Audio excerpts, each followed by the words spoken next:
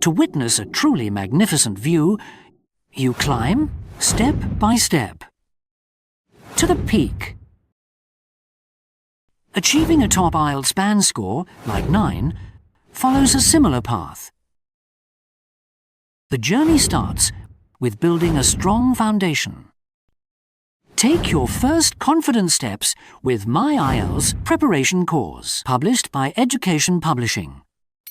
Our 4 levels, specifically designed for learners, from Band 3.5 to 5.5, equivalent to A2 to B1 CEFR, provide essential knowledge and skills to begin your IELTS journey the right way. My IELTS Preparation Course features a user-friendly 2-in-1 book format for each level, integrating the student's book and workbook.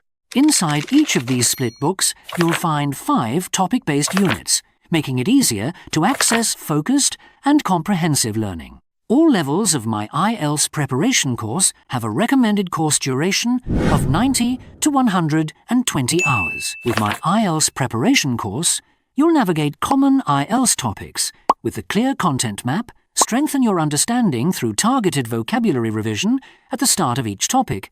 The language focus features related exercises of topic-related vocabulary and common grammatical structures in order to enable learners to reinforce their knowledge and boost your speaking confidence with integrated pronunciation practice. To excel in the speaking section, My IELTS Preparation Course offers dedicated speaking practice to reinforce the target language, provides extra exercises that apply this language to both mocked exam questions and real-life communication scenarios, includes thorough exam practice to familiarize students with the actual test format. To master the reading section with My IELTS Preparation Course through a helpful exam briefing, relevant passages on common topics designed to build your reading strategies and comprehension, targeted follow-up questions to familiarize you with IELTS question types, and valuable exam tips for improving reading comprehension. My IELTS Preparation Course also carefully designs its listening practice with a thorough exam briefing, includes a dedicated language focus section to prepare you for the listening exercises that follow, and provides realistic listening exam practice to give you the opportunity to experience each distinct part of the actual listening test, along with useful tips to boost your listening comprehension skills. Similarly, Writing Focus 1 and 2 delivers step-by-step guidance for IELTS, Writing Task 1 and Task 2, covering task analysis, language inputs, and hands-on exercises to ensure comprehensive preparation. To develop crucial test-taking skills with the Exam Focus feature in My IELTS Preparation Course. This mini real-life test provides targeted practice for different parts of the IELTS exam, ensuring comprehensive preparation as it rotates its emphasis across the 4 essential skills: listening, speaking, reading, and writing. With My IELTS Preparation Course, you won't just learn the theory, you'll also see it in action. We provide sample answers for the speaking and writing tasks. These model responses offer practical guidance, showing you effective structures, vocabulary, and techniques to apply in your own test. The My IELTS Preparation Course workbook mirrors each unit in the student's book, offering parallel activities. This integrated approach provides essential additional practice on target language, skills, test-taking strategies, and self-study for the IELTS exam. Alongside the comprehensive print materials, My IELTS Preparation Course provides a complete range of digital core components designed to enhance your learning experience, including convenient E2-in-1 books with audio for flexible study, audio scripts for easy reference, e-teachers books providing instructor support, digital classroom resources, DCR, for interactive learning,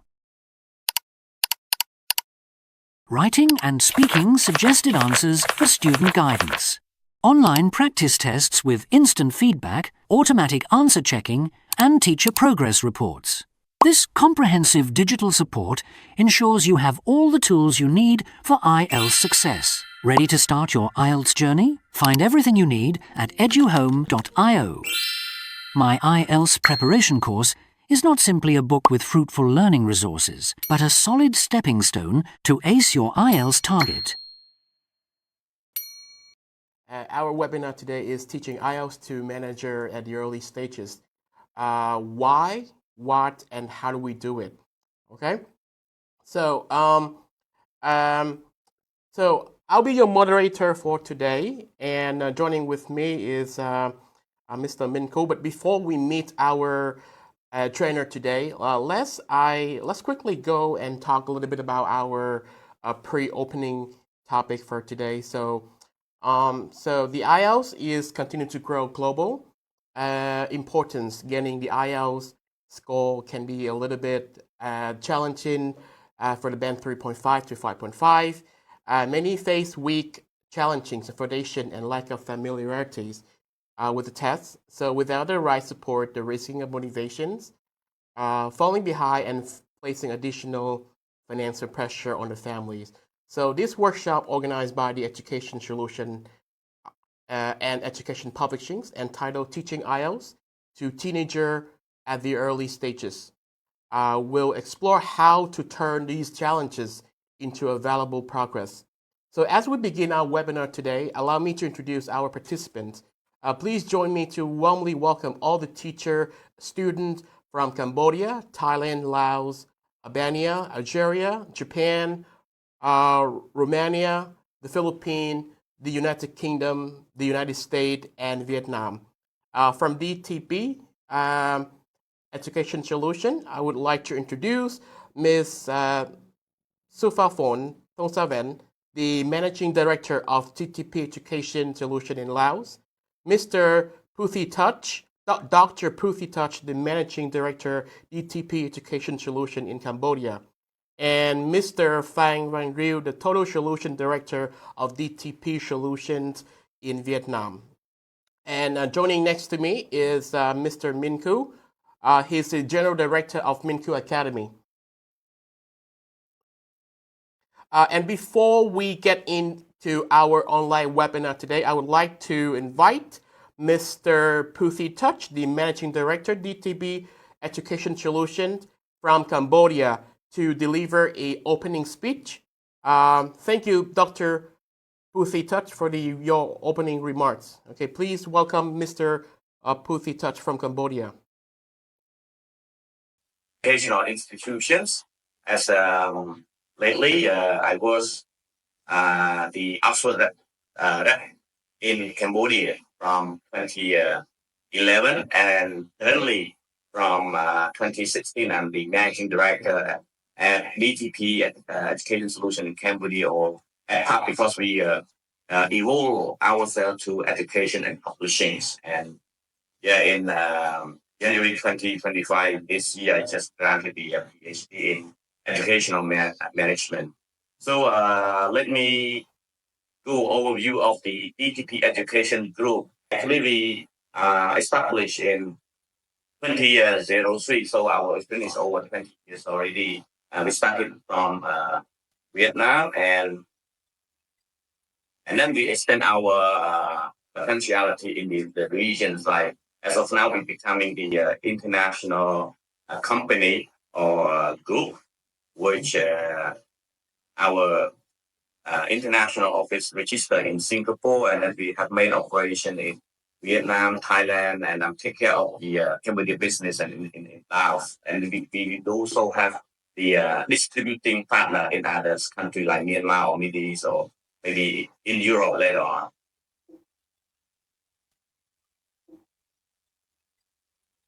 So our vision is to help educators to get more and more and better educational resources. So as long as we doing so, we are as because we have to become the premier provider of educational resources and solution and enhancing English education in Cambodia and in the world. So we are committed to continually researching, developing, distributing high quality and innovative products and services that enhance the effectiveness of English teaching and learning. So our mission is to support schools, educator, learner. Like today, we arranged the international webinar. So we believe the participant will learn something from us. So actually, we with our over 20 years experience, we already serve over 10,000 educational institutions and over 5 million users. In the regions. So this is our team member. We have over 700 employees in the regions, specializing in publishing, training, IT, Tí xíu nữa là testing, khỏi and cần cắm vô đúng không? distribution. Xíu nữa khỏi cắm cái này luôn. So again, we need to Không cắm. in order to achieve that. So our team member, we have a strategy to boost our core competence, like more knowledgeable, capable, experiences, and be more creative and committed. Lastly, so education group is the group combination of DDP education, which we're working on with author publishings, make effective book and resources for teachers. And with the online, we cooperate in order to provide digital and learning platform make everyone easy to access anywhere and anytime. So in the report of DPP investment, so we invest a lot in producing resources that would be available in hard copy and also in digital ones. So we are working and partnering with world famous publishers, which are accredited by internationally organizations like as Cambridge Assessment Educations and other. So this is our academic support in Cambodia. I think as long as in the regions in Vietnam and Thailand, Laos, and other areas, so we keep offering the total solution and support like teacher training, workshop, and others, which is help the school and educator grows. We also do provide the digital devices like interactive screen or whiteboard where the teacher can be more convenient in teaching and the students can find it in the effective way of learning as well. This is our partner so far in Cambodia. We're working with the international school, bilingual, private language school, and other NGO and educational institutions, including universities as well. And so far this is our story with our capable team member in the region, communication, price effectiveness, team building. We constantly offering the any kind of thing that support the school and educator in Cambodia. So I think that's all for me. So I finally, if anyone in Cambodia would like to find the support and access us to these contacts. So lastly, I would like to wish the webinar today more fruitful and all the participants would learn a lot from us. Thank you, Chris. All right, thank you, Mr. Pruthi, for your valuable information. Ladies and gentlemen, today is our first online webinar workshop about the IELTS teaching. So please be reminded that the electronic certificate will be presented and sent to you with the sample materials via the email. So there'll be a Q&A session by the end of the webinar today. So if you have any other question relating to our topics, so feel free to inbox and type in the question in the chat box. Our guest will answer it for you by the end of the webinar. And we kindly mute your microphone today for your safety, and thank you for your understanding. And coming up next to the main part, I would like to introduce Mr. Min Koo. He's the General Director of Min Koo Academy. So he's an IELTS expert from IDB, the co-owner of IELTS. Min has 14 years of experience in IELTS teaching, teacher training, and academic leadership. CELTA certified, and he holds 3 master's degrees from Cambridge, Nottingham, and Curtin University. He's also a university lecturer and coach for the gifted students. And please welcome Mr. Min Koo. Hi. So let's start the session. We will go through today's session is titled Teaching IELTS to Teenagers at the Early Stages, the why, what, and how. So we'll be going through a number of things. I know that there might be some of you who are very familiar with the IELTS exams, and there can also be those who are new to the field. So there will be a bit of a brief introduction to IELTS, and then I'll try to answer the question why we should teach IELTS to teenagers. And after that, I'll show you some of the practical tips and strategies that you can actually apply into your lessons, how you can plan an IELTS lesson, what kind of materials can be used, and I will also show you a demo of a writing lesson.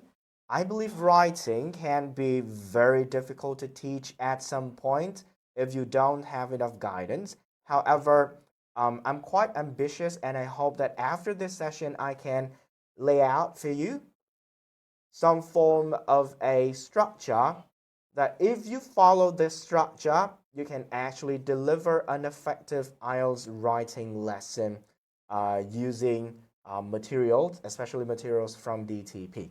Okay. Right. Are you guys ready? If you're ready, comment ready in the chat box. Very good. Okay. Now, right. So there will be a quiz, okay, for everyone, so you can interact and you can start thinking a little bit about IELTS. Just very brief. There will be 4 questions about IELTS, okay? So when I show you the question, you can type the answer in the chat box for me, okay? Very simple. 4 questions, multiple choice, 4 options, type A, B, C, or D. Very easy, okay? So let's move on to the first question. How many reading passages are there in the IELTS academic reading test? Wow. Very good. You're very fast. That's okay, really very good. Yes. So for IELTS reading, there will be 3 passages. Okay? And you will have to answer 40 questions in 60 minutes. Okay? So it means that one question will have about 13 to 14 questions each. And you have to complete that to achieve a band 9 for IELTS. Very good. Now, shall we move on to the next one? Sorry, the answer is B, okay? The next one, in IELTS listening part 1, how many speakers are typically involved? 1, 2, 3, or 4? Very good. Okay, very good. Now, everyone, can somebody tell me how many listening parts are there in the IELTS listening? Yeah, 4. Okay. So there will be 4 parts, previously called sections, but now they call listening parts. And in part 1 and part 3, you will have conversations with 2 or more people. Okay. And for part 2 and part 4, it will be a monologue. And for for part 1 and part 2, you will have daily daily topics, things around your life. But then for part 3 and part 4, it will be more academic. With part 3, it's usually part 3 would be about an academic discussion between a tutor and a group of students, university students. And for part 4, you will have it's more like a lecture, a mini lecture of about 5 to 7 minutes. It will be about an academic text that we normally encounter in a university lecture, okay? So that will be listening. So in part 1, you only have 2. In part 3, you might have 3 or 4, okay? Now, let's move on to the next question. Are you ready? Comment number 1 if you're ready for question number 3. All right, type in the chat box number 1 if you Good. questions. Okay, good. Right. What is the word limit for IELTS writing task 1 academic? Ooh, that's interesting. Oh, I can see a lot of C right here. Okay, very good, very good. So the answer will It be is correct. C, okay?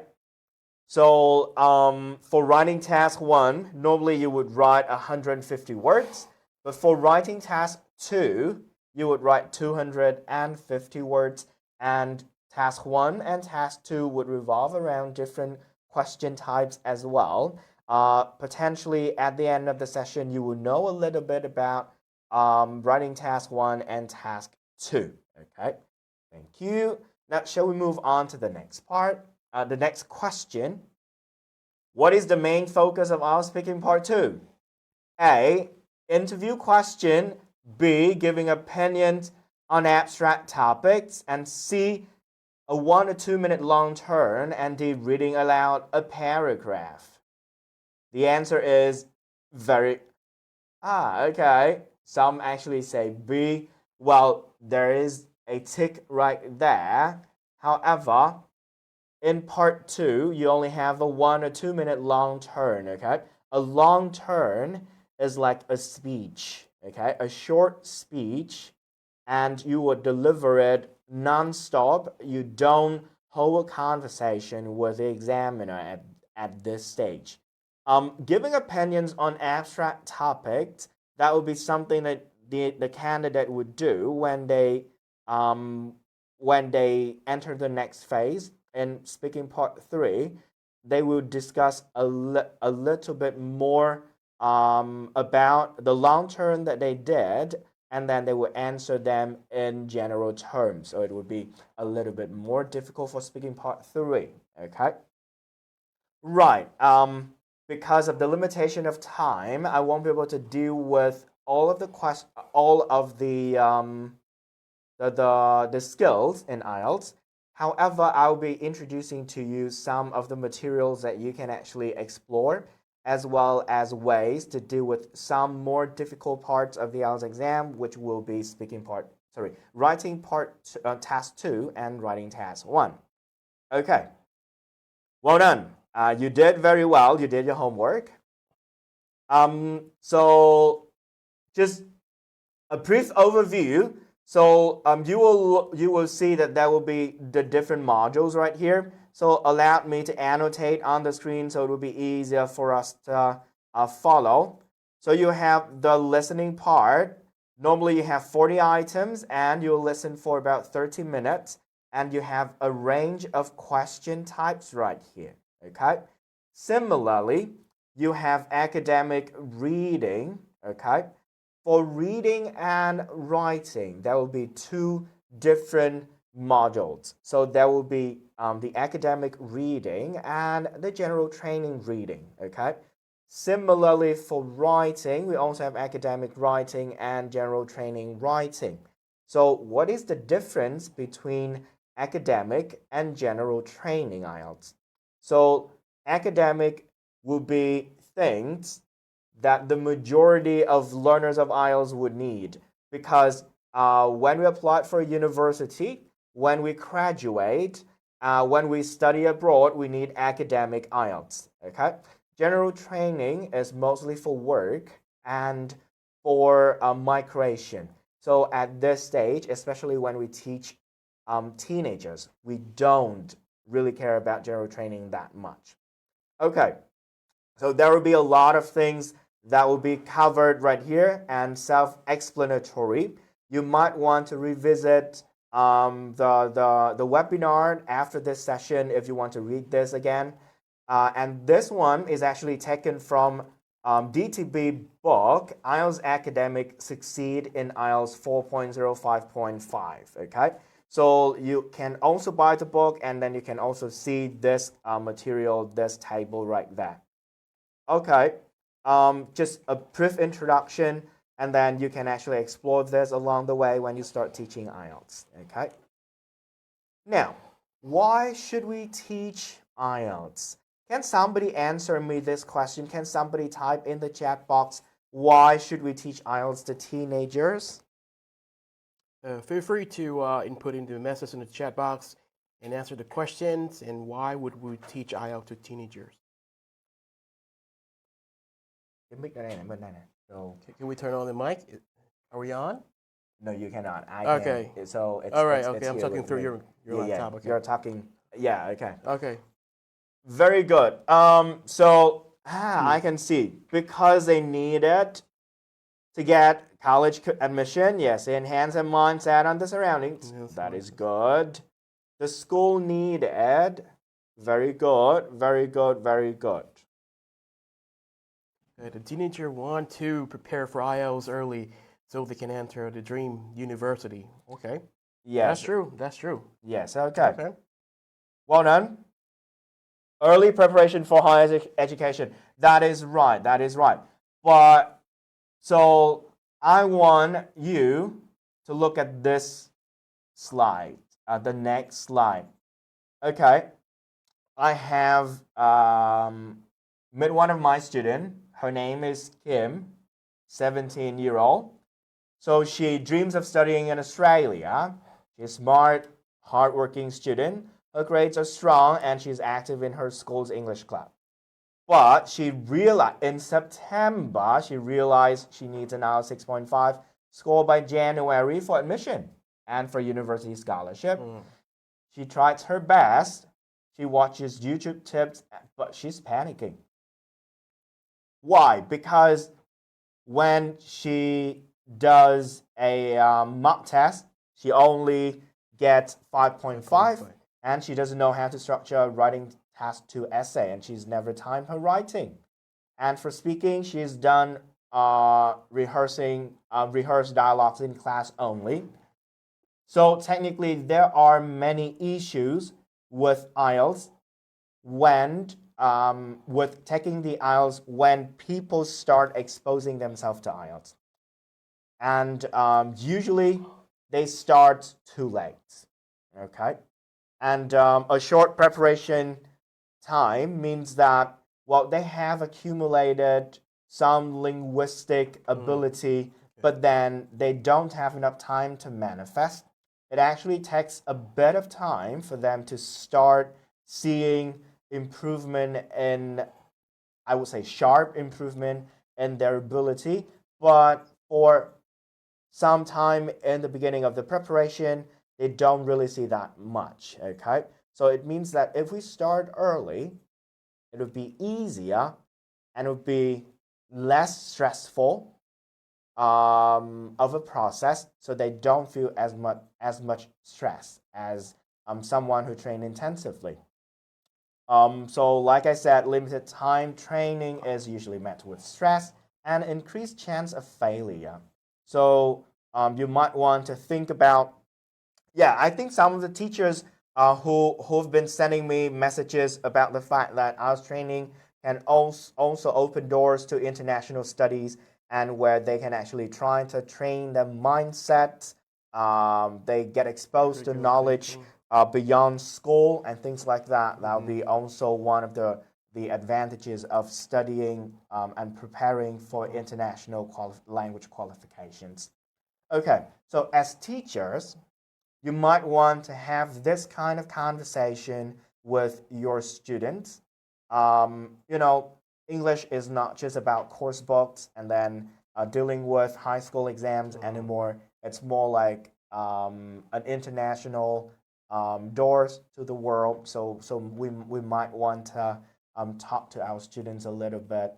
I believe that kind of talk is essential at the moment to our students because they have a lot of distractions.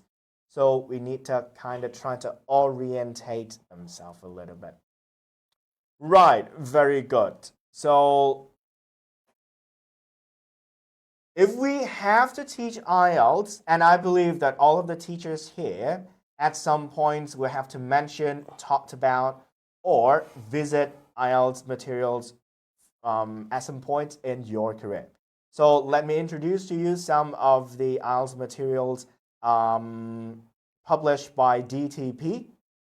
Okay, the first series that I want to showcase, I know it's a little bit of advertising. Please stay with me. We have the My IELTS series right here.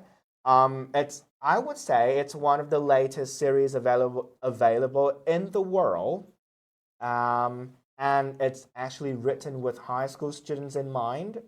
So it means that the content would be friendly to teenagers, and it would at the moment be the only systematically written series focusing on A2 and B1 level learners with a detailed breakdown of students' level in the lower bands. Like you can see on screen, we have book 1A dedicated to band 3.5 to 4.0. In fact, you might want to use this as the early stage of an IELTS preparation process where learners at even lower level like a band 2.5 or 3.0 can also start with My IELTS book 1A. And because we have a band increment for each book, it actually the series actually has a manageable learning curve. So you also have more time to prepare, especially if you just penetrate the IELTS market. So you are new teacher, so it will be low stake at the moment when you start teaching them using My IELTS. Okay. There's a question from Bonki about like he asking, are there any major challenges to expected when teaching IELTS early on? Okay. Well, I think let's leave this. This is a big question. Let's leave this question to the Q&A at the end. And if you have any question, just use the Q&A functions, everyone. Don't use the chat for Q&A. Use the Q&A function. You type the question there, and then I'll be able to see your question, and I'll choose the question to answer at the end of the webinar. So do stay tuned until the end, okay? Now, DTP actually also introduced 3 practice test books with consolidation as well. And you can see we have the whole series to accommodate your journey from 3.5 to 7.5. We have My IELTS as the skill training and proficiency materials. And after the students are familiar with the skills and the format of the test, we might want to move on to the practice stage where they can deal with practice tests. And I think DTP did a very good job with providing also vocabulary teaching and consolidation before they do exams, mock exam materials. Okay? Right. And to date, we will be focusing on these books and exploit the My IELTS series so that we can actually teach IELTS effectively. Right, let's look at a sample reading lesson from My IELTS Book 1A. It's for students band 3.5 to 4. So usually students at the age of 13 can actually use the book, okay? 13, and then the next one, it would be 14, and then 15 and 16, okay? Right, so this is a sample lesson. You can see in the beginning, you will have an exam focus, a reading focus, and then we have exam briefing. I think I'm talking not only new teachers, but also some experienced teachers right here as well. And remember, one of the things that I've been working with a lot of IELTS teachers in helping them become better IELTS teachers. And one of the things that I normally ask them to do is to spend enough time in the classroom on sections similar to exam briefing. You know, many of the students actually say that they attend an IELTS class, but they don't know what IELTS is. And even after a long period of time of training, like a month or 2, they still say they're a bit unclear, they're confused, they're bewildered. And the reason is that the teachers haven't spent adequate time in exam briefing. You have to say what you teach, how what you teach matches with the exam. Okay, so for example, here you have the exam briefing, and after that, you will have a few exercises to help you ease in the lesson.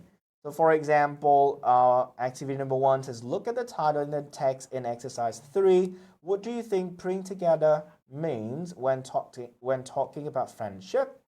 And number 2, you have, does International Friendship Day sounds like a good idea? Share your opinion with a partner. So for my IELTS, it's not just about exam focus, it's also there to build fluency of students as well. Okay, and of course, you can also see what I really care about. That will be the exam tips. You have exam tips, and as teachers, remember, try to read the exam tips to students or ask the students to read and try to discuss this for some time in your classroom. Okay. Remember, everyone, let's examine the material, and later on, I will help you to plan this lesson. Now, in exercise 3, you will have question 1, 2, 3, 4, 5. That will be true, false, not given.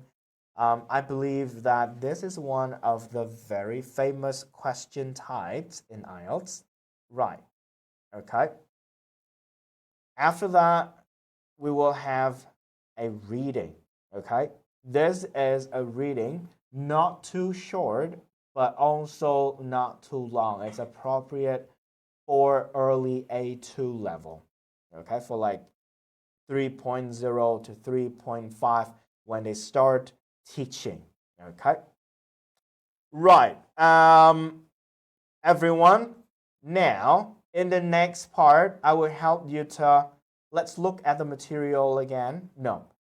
So let's look at the material again. So this is the format, okay? And I will help you plan an IELTS reading lesson. Can I ask a question? Please type in the chat box, okay? How do you normally teach reading? How do you normally teach reading? Can someone comment in the chat box for me? What are some of the steps involved? So you give me 1 step, and then I can actually combine the things that you say. Skimming. Thank you. I have skimming. So we also have skimming, and we also have scanning. Very good. Skimming and scanning would be reading skills, right? Someone says pre-reading, and we have vocab review. We deal with the context, and then we have exercises. So you teach them to look for keywords. We pre-teach vocab, okay? Right, very good. Very good. I'll walk students through, spark interests, and activate background knowledge. Very good, very good, very good. Okay. Right. So, everyone, now, I have just prepared for you a lesson plan for this particular part, okay?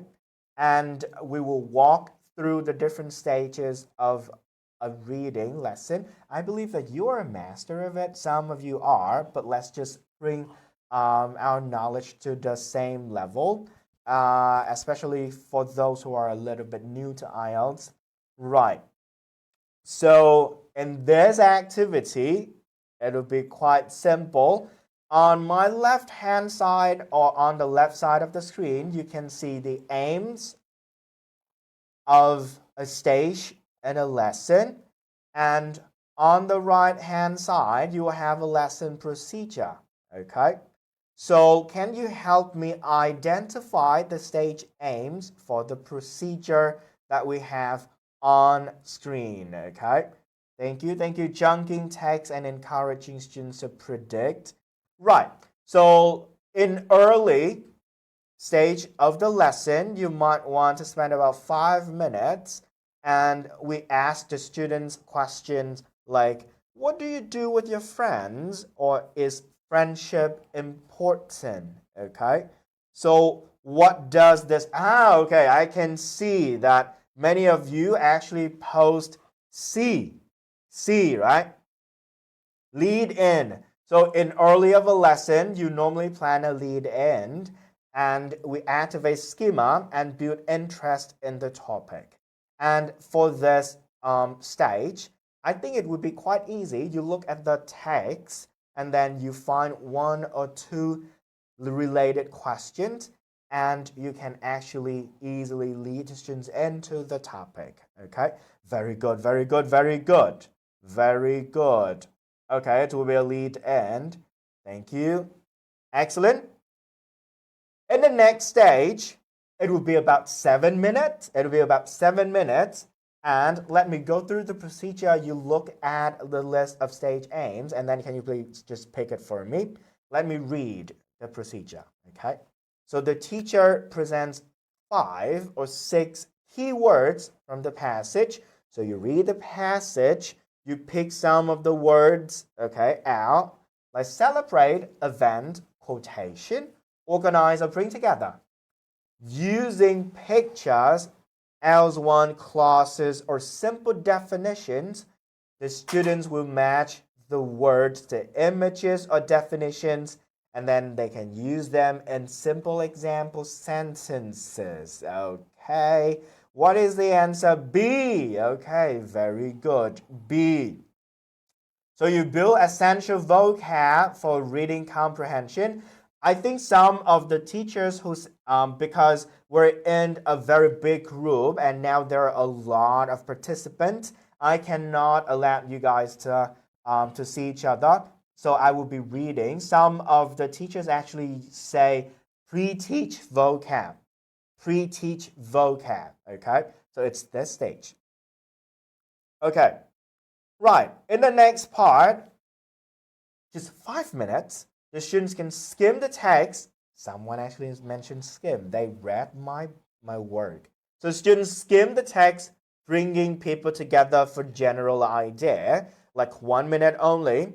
And then they can actually underline the names, they underline the countries, the dates, and stuff. Okay. I think some of you might say A. Is that right? Practice skimming and scanning for gist and detail. Someone actually say F, like to practice identifying information in context. Okay, let's see what we have right here. It's actually practice skimming and scanning for gist and detail. So when you skim the text for general idea, so that will be to skim, right? But when you find and you underline the names of countries and or dates, that will be when you look for details and you start working with different components of a text. Okay? Right. Now, teacher presents true, false, not given concepts with clear definitions and examples unrelated to the text. So they might want to talk about the different parts, the different things about the question. Oh, someone says We got E. the early answer for E. Yeah, someone says E, someone says D. D. Yeah, okay. Right, okay. So for D, you have to clarify the question types and we build exam awareness. And then E will be to develop justification skills, or we're trying to explain the difference between false and not given. So if you look at this one, you have true, false, and not given concept. So it's more like the early exposure of the learners to true, false, not given. Okay. So for early exposure, you covered something general. So it would be to clarify the question types and build exam awareness at this stage. Remember, true, false, not given, students usually confuse between false and not given. Okay? For true, false, not given, one more time, they confuse between false and not given. But before you deal with false and not given, you would have to introduce the bigger concept. Okay? The bigger concept. Okay. Everyone, are you clear? Do you follow? If you follow, comment number 1. If you think I'm speaking too fast, comment number 2 so I can explain a little bit. Okay. Right. Okay. Good. The majority, it would be 1.5. Was 1.5. Okay. Okay, that would be. Okay, I'll try to explain a little bit clearer. But most of you would understand what I'm saying and follow, which is great. Very good, everyone. You're very focused. Right. Now, you will have the last 20 minutes of a lesson. Now, it will be like the final boss. You have 2 stages and then 2 options. Now, can you please match for me? You don't pick anymore, you match, okay? So, after you introduce the concept, the students might complete exercise 3. So you have 5 true false not given questions and they work on it individually. After you let them do that, you let them check in pads, okay? Check in pads. And then, as a teacher, you gather the whole class and then you provide whole class feedback, okay? The students can justify the answers with text and evidence. Right. Okay. I think now you see the difference between D and E, right? Right. Very good. So they need to practice identifying information in the context, and then after that, they would develop the justification skills, and potentially they would clarify the confusion between F and not given. Okay? Now, everyone, I would like to present to you the full lesson plan. Everyone, if you, for your convenience, you might want to screenshot the whole lesson plan, and then you might want to reread it. This is a very typical lesson plan for IELTS. If you do reading, it will be like this. If you do listening, it can also be an IELTS listening lesson can also roll out similarly. You just change the reading part into listening. You still lead in, and then you also pre-teach vocab, and then you let them listen for gist, and then they can start listening for detail, and then we deal with the question types, and then we have peer check at the end. And of course, in future webinars where we can talk more, we can deal more closely with listening, I can show you some of the techniques to do with listening. But in general, this will be a typical receptive skill lesson. Okay? Very good. Now, guys, if you already captured the screen, type number 1. If you already captured the screen and you want me to move on, type number 1. Good, good, good, good. All right. So, because IELTS has a lot of question types, like I just said, you might want to go through the My IELTS series from the beginning to the end. And there are actually 4 books. You have book 1A, 1B, so that technically be book 1. And then book 2A and book 2B, that would be book 2. The reason why we split between the two is because we have the course book and the workbook integrated into one piece of material. So it's very useful for you, and you can actually use the course book and the workbook at the same time. And after you go through all of that, the students will need to get practice. So this one, this book, these books would be more for introduction and awareness level. They might encounter some of the question types again a few times. However, before they take the exam for about 3 months or potentially 6 months, they need to get a lot of meaningful exposure, so they have to deal with the practice test. That is when you want to introduce these series into the student's journey. Okay, so skill training and then practice tests. Don't go with practice tests too soon. Okay, so you have to go, you follow the order, and DTP already sets out a pathway for you to deal with that. Right, now shall we move on to the next part? I want to introduce to you an approach to IELTS, to teaching IELTS writing. Okay, so teaching IELTS writing, there are many approaches to teaching writing. Can you guys comment in the chat box just 1 or 2 words, some of the approaches that you know that would be popular to teaching writing in general? Remember everyone, IELTS is still English, general English would still be English. So when we teach IELTS, we also teach English, and all of the broader ELT approaches out there can actually be applied back to teaching IELTS. Okay. I actually see some scaffolding and mind map and brainstorming for very good writing approach. Yeah, very good, very good. We have scaffolding, we have mind map, brainstorming, teaching the structure and paragraphs, very guided writing, very good, guided writing. I don't know if you have heard of this one. Give students an example and they have to write on their own after. Very good. Right. Now, let's go to a teaching demo. Let's go to a teaching demo. All right. Well, don't judge my teaching skill, okay? But now I want to become your teachers. And teachers, can you please be my students for a while, okay? Right. Are you happy to attend the demo and be my students for 10 minutes? Comment number 1 if you're ready. Very good. Very good, very good, very good. Okay.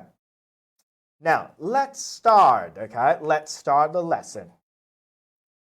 Now, class, today we'll be dealing with the topic of natural world, okay? And we'll be dealing with advantages and disadvantages question type. This is very popular lesson, very popular question. You will see advantages, disadvantages when you take the exam. Okay?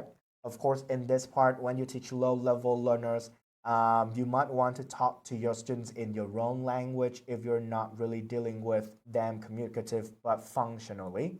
Okay? So you can use your own language as well. Right. The topic that we have right here will be, usually I would invite one student to read, but let me just read for everyone. Governments should create more national parks to protect plants and animals which are in danger. What are the advantages and disadvantages of this? Okay, governments should create more national parks to protect the plants and animals which are in danger. What are the advantages and disadvantages of this? Okay, let's do this, everyone. You might want to do something like this in your classroom as well. Use your native language. What does it mean, advantages? Comment in the chat box.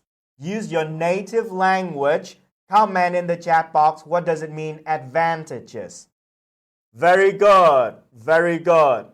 Very good. Okay, very good. So I can see a lot of different kinds of languages right here. But in your classroom, they can actually, you might want to use your own language to talk about some of the key concepts. Very good, very good, very good. Excellent, excellent. Right, okay. So advantages and disadvantages, very difficult, okay? And at this stage, the students might not write very carefully. Now let's move on to the next stage, okay? Teacher again, student hat on, student hat on. Now, in the next part, I will show you some useful vocabulary that can be used to write, okay? I have a matching task On the left-hand side, I have the word. On the right-hand side, I have the meaning. Okay? Can you quickly help me match 1A, 2B, 3C? Okay? Comment in the chat box for me. I give you guys 30 seconds. 1D, okay, very good, 1D. Preserve, that will be to protect something so that it stays in its original or natural condition. 2, biodiversity, very good, okay.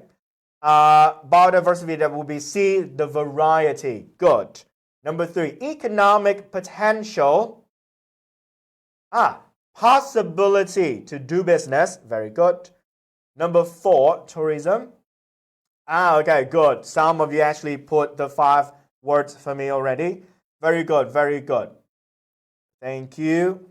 Now, shall we move on to the next part? You can see the coloring, that will be the answer. That will be 1D, 2C, 3A, 4E, and 5B. Okay? Now, after you have learned the meaning of the words, I want you to start putting the word in context, okay? I want you to put the word in a sentence, okay? Put the words in sentences, okay? I want you to comment 1, what is the answer? 1, biodiversity, or 1, tourism.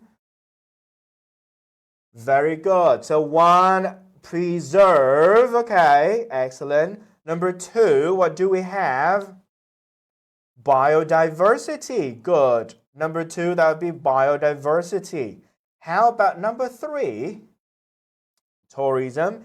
In many countries, tourism is a key source of income through visits to natural sites and wildlife areas. Excellent. Very good, very good, very good. How about number 4? Economic potential. Very good. Economic potential. Remember, sometimes you might want to teach them pronunciation. You would say economy, okay? Economy, but you would have to say economic, okay? Economic potential. And number 5, that will be generate, okay? Excellent, excellent. All right. Now, everyone, remember when we learn the vocab, and if you want... Okay, so we finished the activity, okay? Now, everyone, comment in the chat box. Number 1, we finished the gap fill activity. Number 1, comment in the chat box so we can move on. Well, someone say 41. Okay, that's fine. That's okay. Right, good. Now, Okay. remember when we learn vocabulary, we might want to learn them in phrases, okay? We don't really want to just deal with them word by word. So if you take a look at it, let me just check mine. Okay, that's fine. Can you please learn the whole phrase? To preserve rare animals and natural habitats. Okay?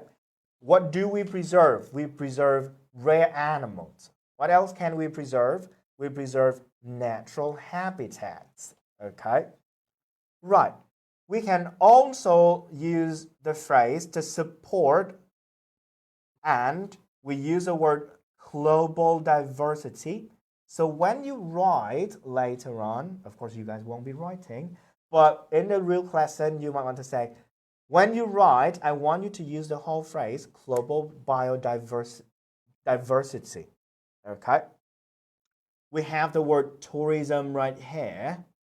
You know that the tourism right here is actually a subject, and you can use the whole phrase to be a key source of income.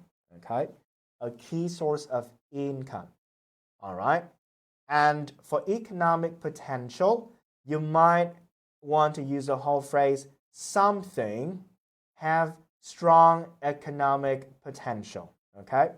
Something have strong economic potential. Right, very good. Now, in number 5, we have the phrase to generate income. Okay, learn the whole phrase, please. Generate income. Okay, now everyone, can you comment in the chat box when we learn words as phrases or chunks? How do we call a group of words together? How do we call a group of words together? Excellent. As a collocations. Yes, excellent. The words that I want you to know would be collocations. Okay. Duang says word family. Word family is a bit different. Okay. Word family would be preserve, preservation, preservative, and different kinds of words that have the same root. Okay. But when we put a word all together with other words, we have collocations. Okay, excellent. I'm getting almost 400 of you guys in here. Very good. This helps students easy to remember. Very good. Okay, it helps them remember more easily. That is good. Perfect. Right. So after you learn the words, now let's deal with writing. Let's deal with writing. Okay. So when we write advantages and disadvantages, technically we have to write 2 paragraphs, 1 advantage, 1 disadvantage. Okay. So now I will help you write the advantage paragraph. Okay. In the next activity, I want you to reorder the sentences to form a meaningful paragraph. Okay? Structure, reorder the sentences to form a meaningful paragraph. Go, go, go. It's a bit long to read. I give you 30 seconds. Okay? 30 seconds, everyone. Match, rearrange for me, please.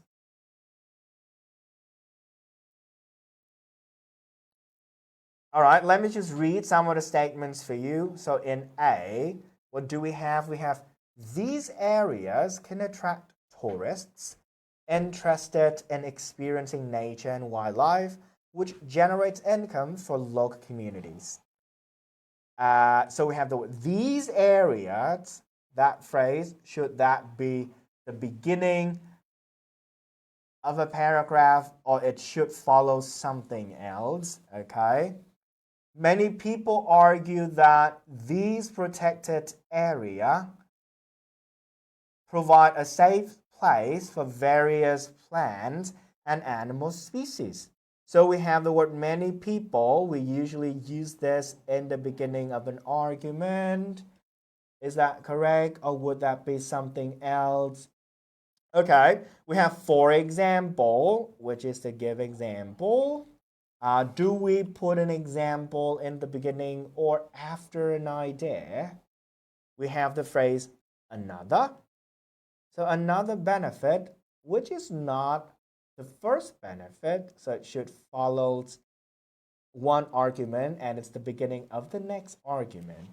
We have for instance right here, and we have on the other hand, one essential advantage of creating. So I think many of you actually started it with B. My argument is B might not be the answer. B might not be the first one. B might not be the first answer, everyone. So it must be something else. F is the first. Yes, that is right. F is the first. Excellent. Okay, in the classroom, you might want to spend a little bit more time on this activity in helping them structure and develop the flow of thought. Okay, right. So it would be F. You are correct. B would be early on, but B is next. Okay, F, B, E, D, A, C. All right, so you have 6 sentences right there. Excellent, very good. What? Oh, someone just How can you typed in the type whole that paragraph in? just so quickly. That is ChatGPT. That is a screenshot from ChatGPT. Right. You have the paragraph below. What is the main focus of the paragraph? Would that be an advantage? Would that be disadvantages of national parks? Would that be the costs of managing large tourist areas? Would that be the advantages of creating more national parks? Would it be the damage caused by tourism? Yes, it's C. We already got the answer. Okay, that would be C. Okay, very good, very good. I will explain later on why I asked these questions, okay? Which ideas are mentioned in the paragraph. So we have a list of 1, 2, 3, 4, 5, 6, 7, and 8. 8 ideas. Which ones are mentioned in the paragraphs? Can you please tick for me? You can comment 1, 2, 3 in the chat box. Tick the ideas that that appear in the paragraph. Work in pairs. In class, you can let your students work in pairs so they can initiate some conversations with each other. National parks help protect endangered species. Yes, we do. Yes, that's right. Okay. National parks create conflicts with local people. We are talking about the advantages, right? Okay. Number 3, national park can help biodiversity. Number 3, okay? Yes, that's right. Number 3 is okay. This one, no. National parks are important for tourism. 4, yes, 4 is correct. Yes, that's right. 5, national parks are expensive to manage. Ooh. While that might be true in reality, it's not mentioned, right? It's no. Local communities can benefit from tourism. Yes, that's right. Very good. Yes. Okay. Some animals attract tourists. Yes, this one is correct. National parks are dangerous for wildlife. No. Okay. Very good. Very good. Very good. Good job, everyone. Guys, can you comment in the chat box? Good job. Can you comment in the chat box? Good job. Good. Okay, you did a very, very good job with me. Okay, I know it can feel lonely right there because the only one that you can interact with would be with me. But I'm very happy because I am interacting with 400 people. Good. Good. Good. Good. Okay, excellent. Well done. Right, so now can we move on to the next part? It will be a little bit more technical and academic, okay? Now, I will show you how you can write a paragraph, okay? Listen, don't do yet. Listen, I will show you how to write a paragraph. In this paragraph, there are 6 sentences, okay?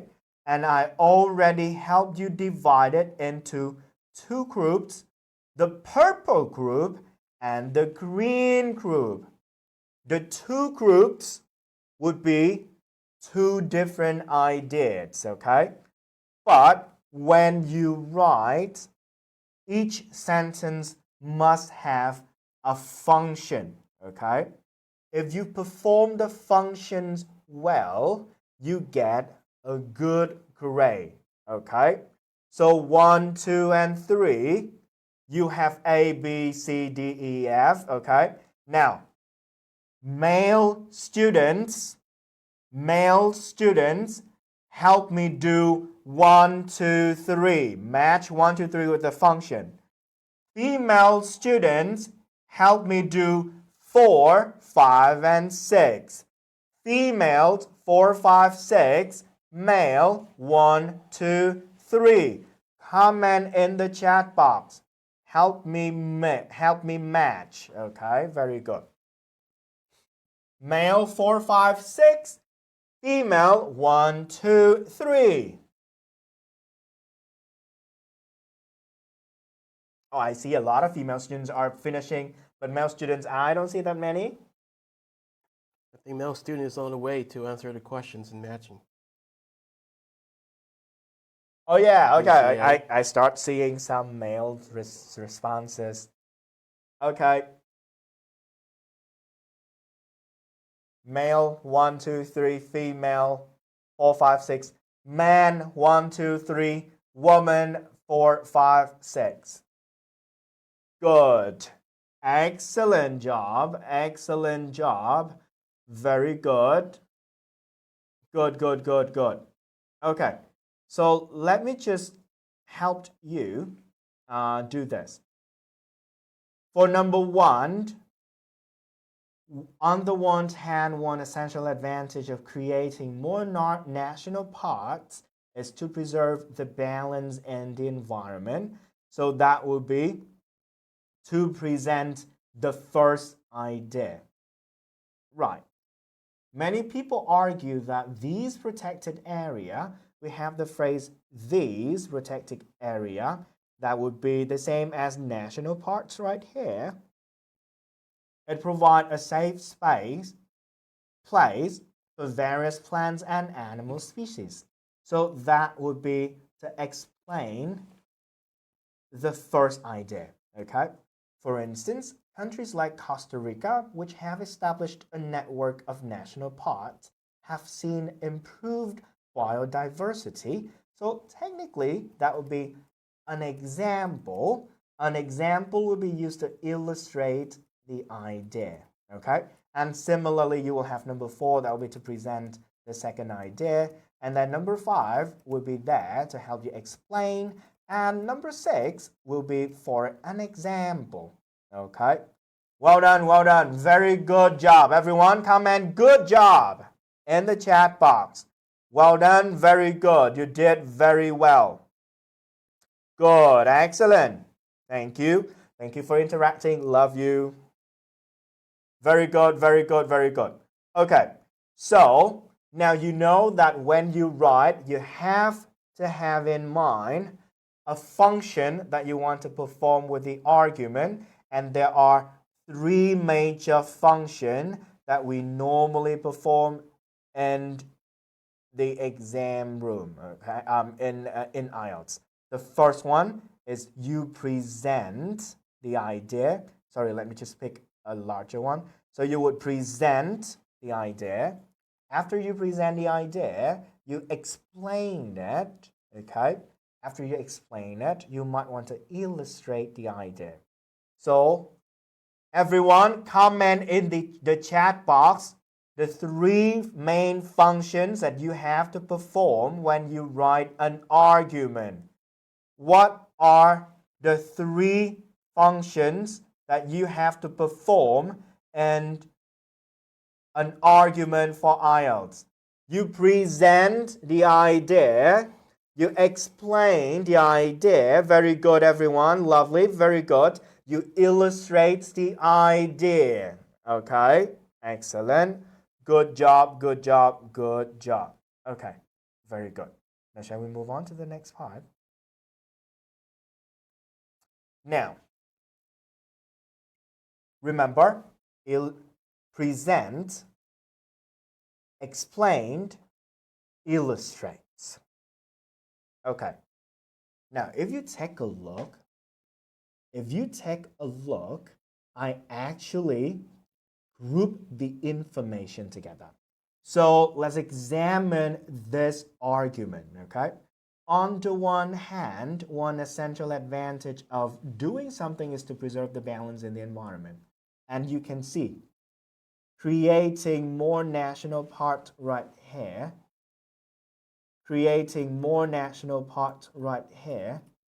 this one, is actually matched with these protected areas provide a safe place for various plant and animal species. They share the same connection, right? And then I try to be more specific.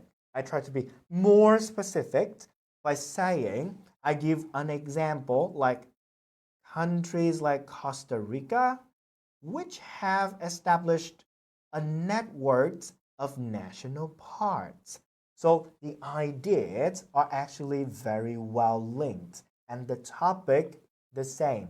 You don't have different topics, you have the same topics but expressed in different words, okay?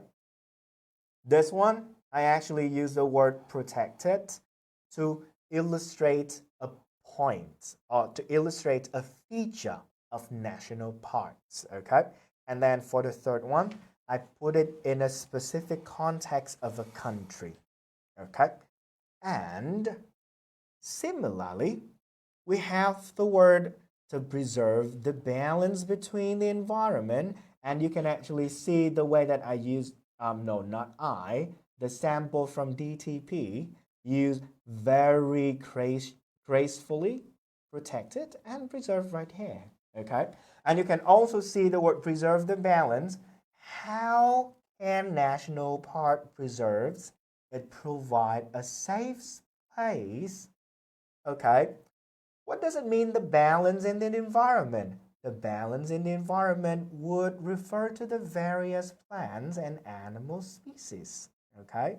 So they are safe and the environment is balanced, okay? Right. How about in a specific context? In a specific context, when national parks provide a safe place for various plant and animal species, the countries have seen improved biodiversity. Okay, so you can see one more time, the purple are linked with the purple, the orange linked with the orange. Okay, everyone, do you get this one? Do you, someone says this is brilliant. Thank you. All right. Everyone, if you like the way that I analyze, can you comment lovely in the chat box? Very good. Thank you. Some of you actually say, this is so great. Very good. Very good. Lovely. Thank you. I love you. Right. Now, in your classroom, you guys are brilliant. You guys are teachers. You're professional. You get it very fast, but the students, they might need a little bit more repetition. You might want to repeat the task one more time for the second set, okay? Right. Good. Excellent. I love you guys. Now, shall we move on? Now, I have just shown you the advantages paragraph. Just listen, everyone, listen. Don't do anything. Listen. I just show you the advantage paragraph. Now, remember, we have to also talk about the disadvantages, okay? So now I show you the two part right there. Can you help me compare the advantages and the disadvantages paragraphs, okay? I know that it can be difficult for you. It is difficult to compare. I present a set of questions for everyone. Now, guys, work in group of 3. Work in group of 3. Answer these questions together. Group of 3, answer these questions together. All right? So that will be what you would do in class. Because we're running out of time, I cannot let you do this. Okay? Right. Now, remember, you have learned the vocabulary. Okay? Number 2, you have learned the structure of a paragraph. Okay? Number 3, you have learned how to develop the ideas. Okay? You have learned how to compare the two paragraphs together. And along the way, I actually show you how to write some of the key things. Now, writing time, you have the topic on the screen. Governments should spend more money on protecting natural environments such as forests, rivers, and coastal areas. What are the advantages and disadvantages of this? Okay, now I give you 20 minutes. help me write one body paragraph, okay? And then we will compare the idea together. At home, you can actually finish the essay, all right? That will be the end of the demo. Thank you. That is the end of the demo. Thank you for helping me. Thank you. You have taken some screenshots of the demo. You might want to look at the demo again on DTP YouTube as well. Thank you. Well done. Thank you. I'm receiving a lot of praises from you guys. Excellent. Very good. Okay. So now let's look at the demo again. Let's look at the demo again. I still have a number of things to say, so let me just skip this part. Thank you for interacting with me. You guys are good students. I give you 10 marks. What are the stages in the demo? Questions for everyone? Question for everyone. What are the stages in the demo? Comment. If you remember some stages, you might want to comment, and then I will combine the things that you say together, and then I will present my own version, okay? So what did I do first? I have a lead end, okay, excellent. But remember, this one actually, I didn't do a conversation, right, okay? I introduced the topic for writing and then let the students read. We have the matching, introduce related vocabulary, yes. Introduce vocabulary, okay. I give the students phrases, collocations. I put the words in text, okay. And then I ask you to rearrange the different stages of a sentence that you will use in sentences, all right. And then you form a coherent paragraph. And then I put the structures for you, the function of each structure, and then we deal with the ideas a little bit, and then I can show you how the flows of ideas go through each argument. And then we have a comparison, and then we also deal with the different a different question. Okay, good, excellent. You did very well. All right, everyone. So I actually started with teaching the vocabulary. Okay, I presented the topic. I didn't do a proper lead-in right here, but in your classroom, you might want to spend some time on easy to make it easy for the students to understand the text. Okay, and when you pre-teach vocabulary, I would give you a classic way of dealing with it. So you will go with two parts, meaning matching and gap fill, okay? After you do meaning matching, you might want to draw pronunciations a little bit if you think it'll be helpful for them. But if you do advanced academic words that your students might not use in speaking, you might not spend as much time in pronunciation. And then you present the topic. You may take the opportunity to do a brainstorming activity. Right. And then you restructure a paragraph. You check understanding of the paragraph with one question for main focus and one question for ideas mentioned. Next one, you teach the functions, and then you analyze an argument. Then you compare the advantages and disadvantages, and then you have writing and feedback. Do screenshot if you like. Screenshot this, and it can actually help you form like 80% of your IELTS writing lesson. Okay. Now, everyone, let's go back a little bit. I want to talk more specifically about these questions. These questions are something that is called guided discovery. Okay? So guided discovery would involve the teacher asking some questions, but of course you would plan this beforehand, and then you present the questions to the students. They can actually work on the worksheet from the beginning until the end in pairs with minimal involvement of the teachers.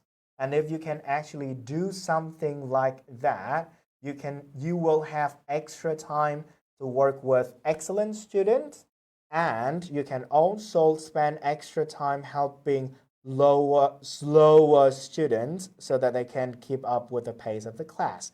And then the ones in the middle, they can actually work independently with their friends. Okay, so the first question right here is to help them identifying the focus, and the students should be instructed to focus only on one thing in each paragraph.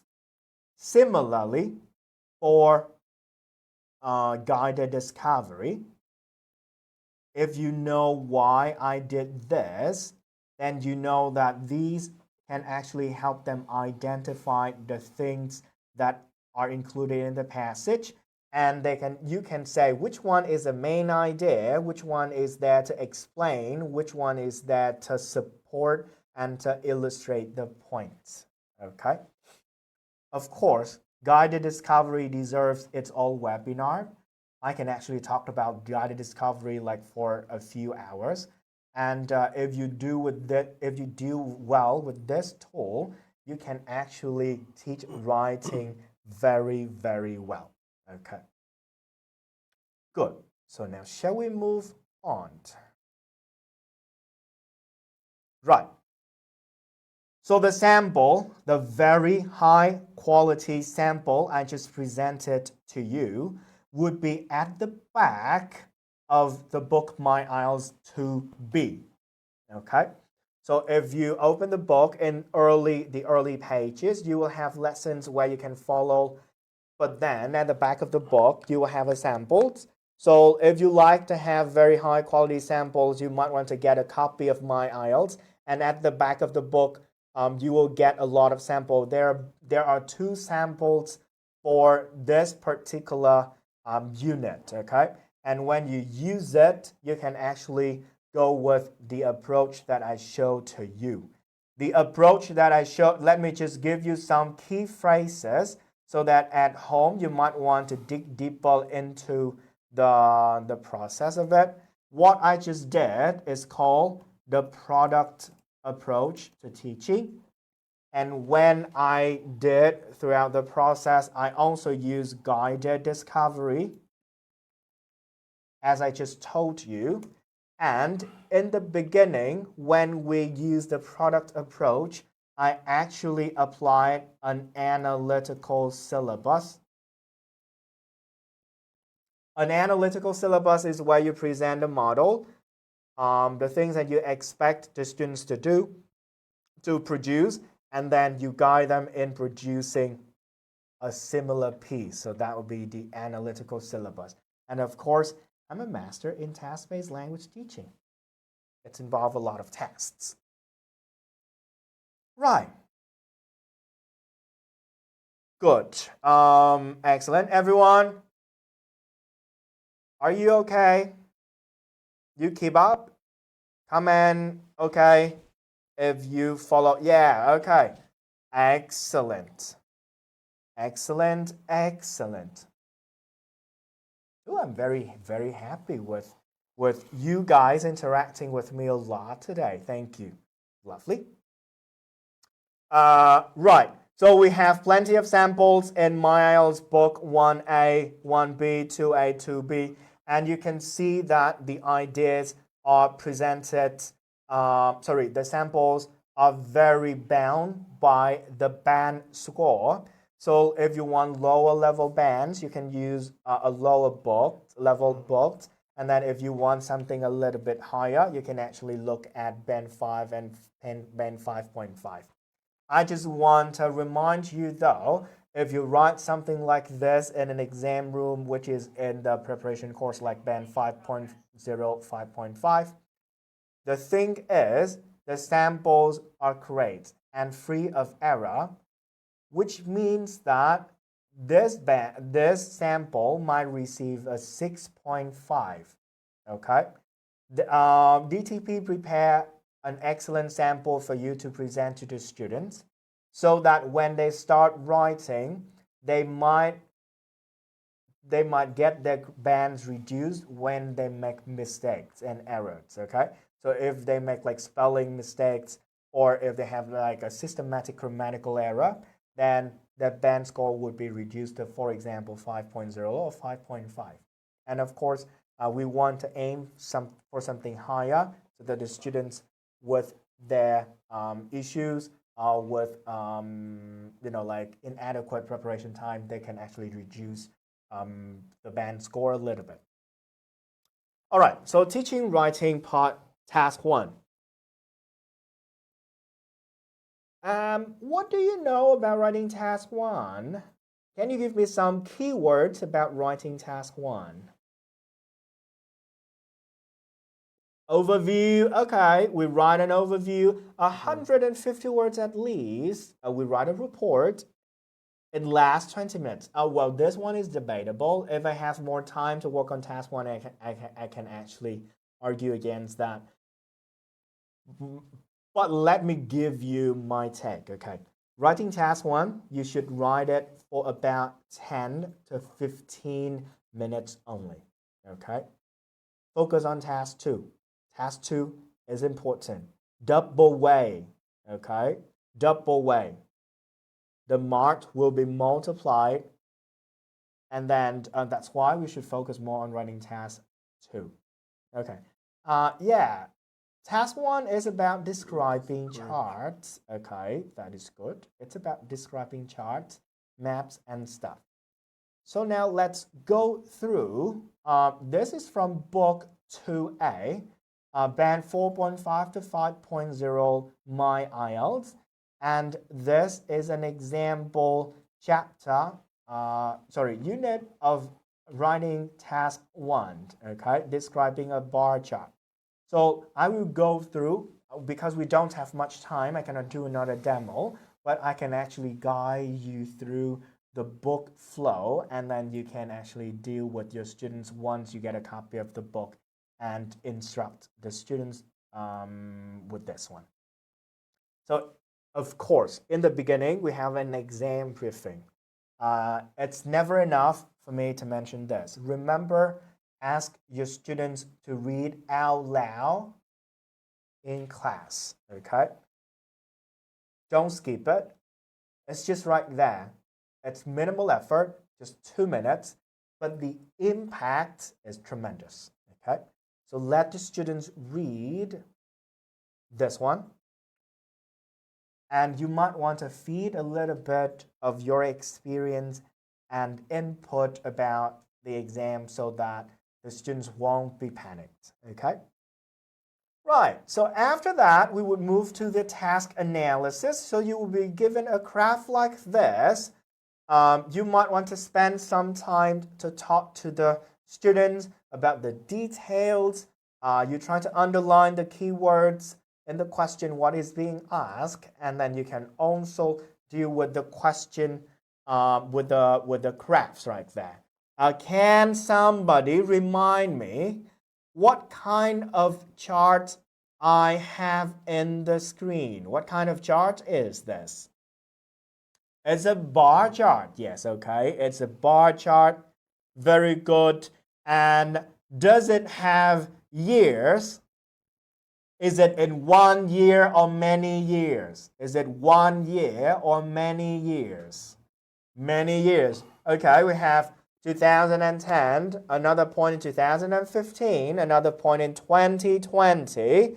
So in general, you have a decade, a window of a decade, so that we have to discuss.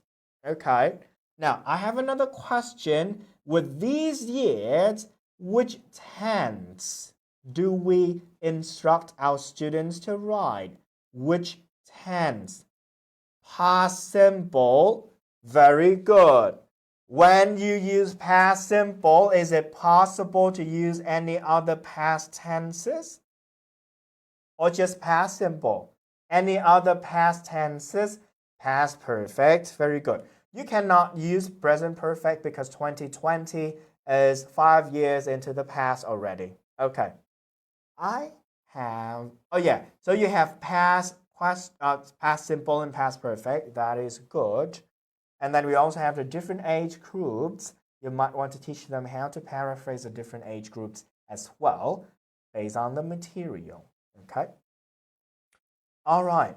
So for newcomers into the course, you might want to go through activity number 2, where the students can actually match the different requirements and some of the things they need to know about the keywords so that they can deal with the questions more effectively. Okay. After the task analysis, you would start writing the introduction part of the essay, okay, of the report. So over here, DTP present, one of the approaches that DTP actually use in the text is like what I already mentioned. It's called the product approach and an analytical syllabus. So the two methods are used throughout the series. So you can see a lot of samples. We have to work on analyzing sample and picking words and phrases for our students so that they can actually learn. Okay? So you would see words in context a lot. Very good, very good. So working with a partner, competitive introduction paragraphs, which one do you think is better and why? And then you can actually discuss this one, okay?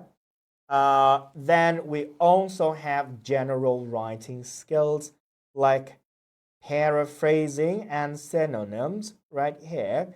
The concepts of paraphrasing and synonyms are actually mentioned throughout the series and across the 4 skills. So if you want to work on paraphrasing and synonyms, My IELTS would be your to-go materials. I think in book 1A, you already get introduced to paraphrasing and synonyms already. Now even in 2A, which is 2 books away from the first one, you get to expose to the idea over and over again. It's something, you know what it's called? It's called a spiral syllabus. A spiral syllabus is when you revisit the same thing over and over again, but at different levels. Okay?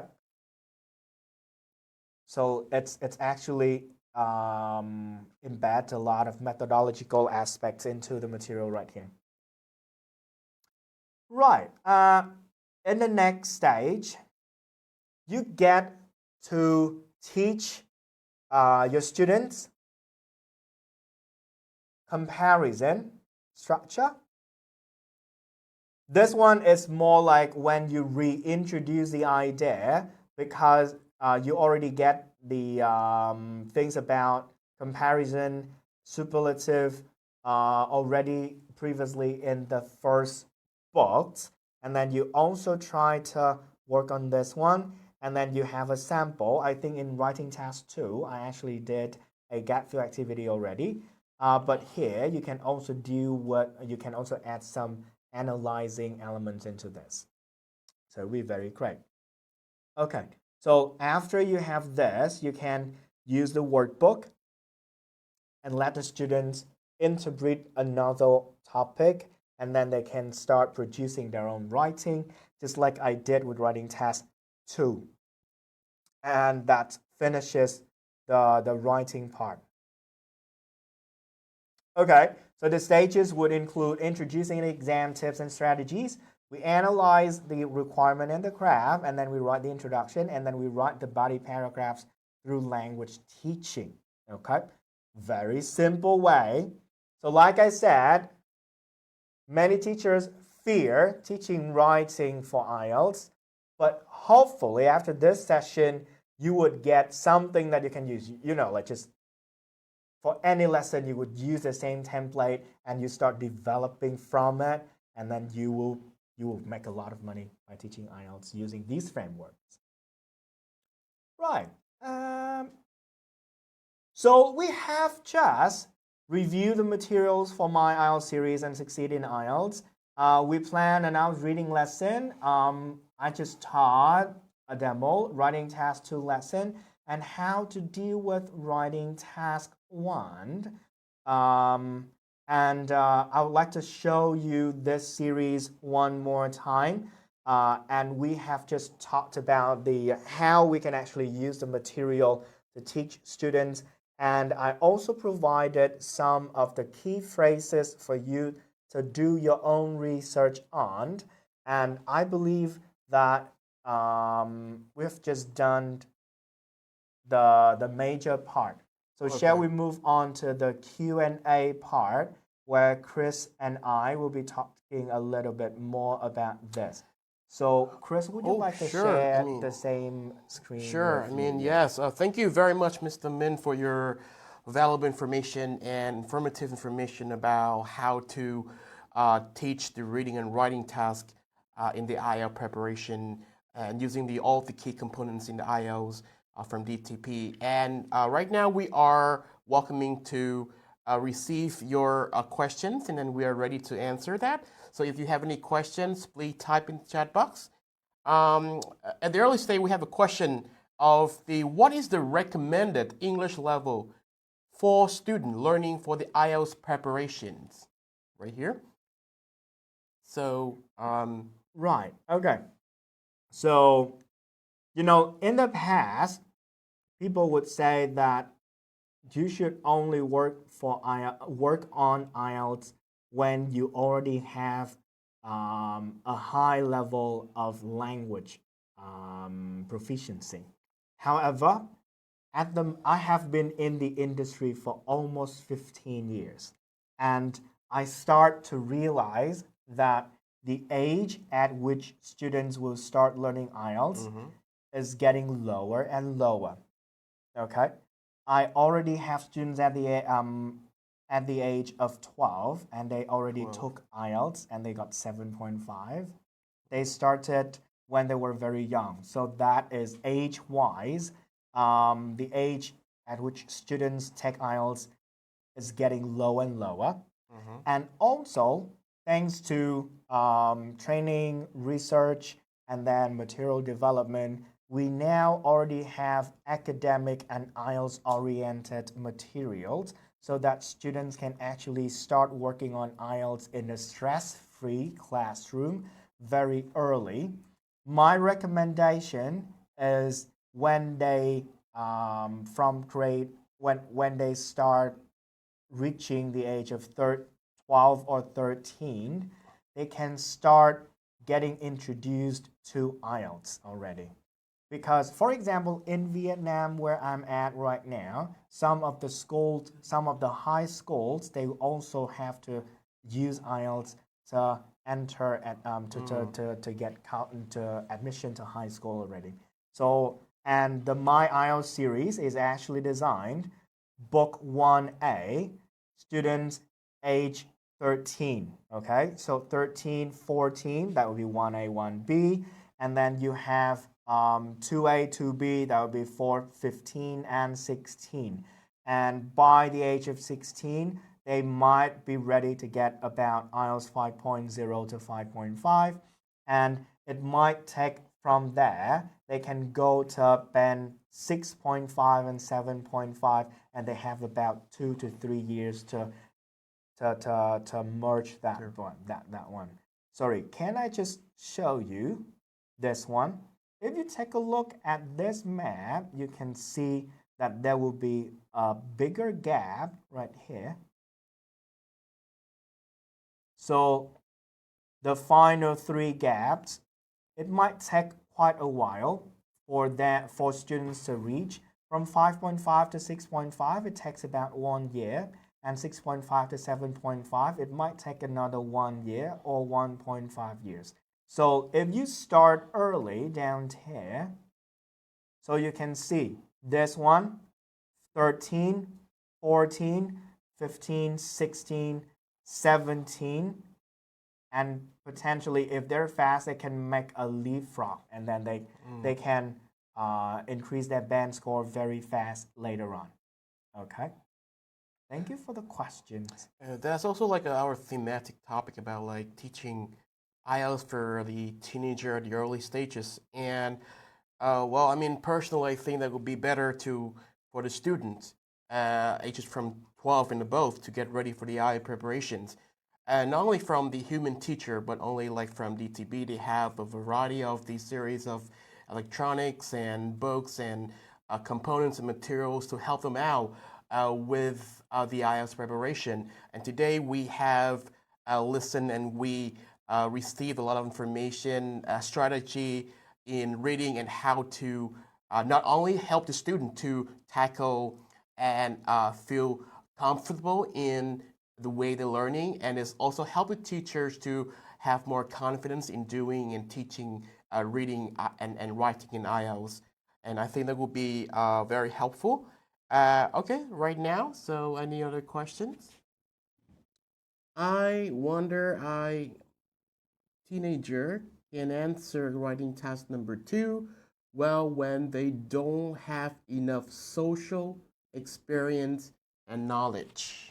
Yes, I think this is a very good question. So when we talked about IELTS, it's mostly about preparation or exam training, but IELTS can be a great opportunity to help students develop their own knowledge and experience as well. So, but normally that doesn't happen if they start IELTS too late. And that is the reason why we at DTP developed the My IELTS series. So technically one book can be taught in approximately 90 hours. And if you spread 90 hours into a whole year, you would have plenty of time to scaffold. So one of the teachers actually asked if the students don't have social experience and knowledge, so don't we might want to have a scaffold part where you can, for example, show the students some video about the topic that they are required to write. So you would feed them knowledge, you would let them read some article, you let them do some presentation, because these activities not only benefit the writing task 2, but that also benefit the speaking part 3 as well as the reading and listening skills at the same time. We have the idea of an integrated lesson, and if you can integrate everything into one, you can actually develop a stress-free IELTS exam and actually low stake as well. There's no risk involved and no pressure involved. So you try to turn it into an educational opportunity for learners, and I really like doing this for some of the classes in which the students don't have to take the exam for within a short period of time, and they can actually enjoy learning rather than preparing for an exam. Okay, thank you for your question. I think we have like a list of like, We have like a bunch of the questions is already on the list. yes, okay. I needed to IELTS. 16 Um, years old. oh yeah, can you read This that one? this one, right? Yeah, Okay. yeah.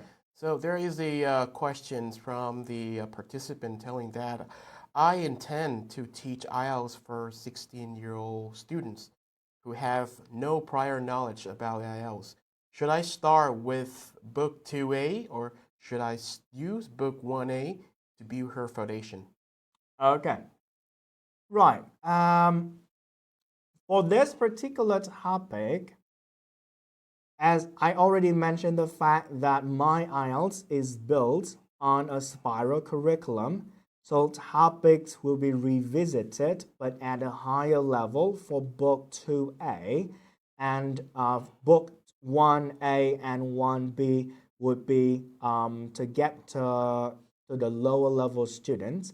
So what my concern will be their age, not just their age, but also their proficiency. If the proficiency would be about early A2, which is about 2.5 to 3, then you might want to start with 1A. We have applied 1A to teach university students here in Vietnam as well, and it worked well. Uh, So you might want decide sorry to check for for their proficiency first. Okay, if the proficiency is about 4.5 level, then just go with 2A. If they're lower, like 2.5 to 3, you might want to start with 3.54. So it depends on their proficiency rather than their age and how well they know about the IELTS exam.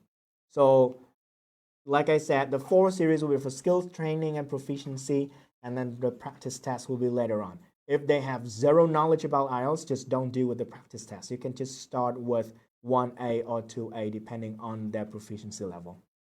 Yep. Using 1A for students age 12 and 14, that works wonder. I think you might want to use that for age 12 and 14. Remember everyone, IELTS is suitable when the learners already developed cognitively at stage number 3, like in the Piaget's stages of development. Once they start developing their cognitive ability and they can start talking a little bit about abstract topics, they can get exposed to IELTS. So in Vietnam, we have like students years grade 7, and in other countries, if they're age 12 or 13, you might want to start with band one, with A1 already. Yep.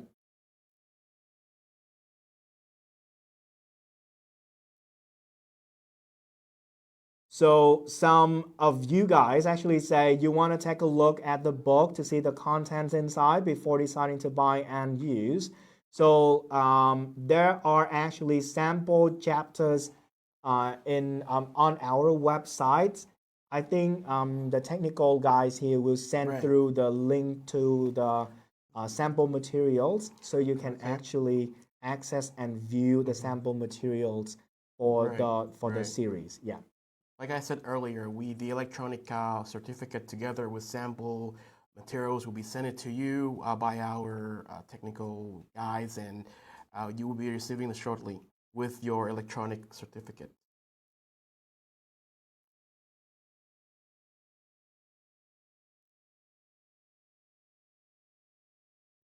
Okay, so we have so many questions rolling over.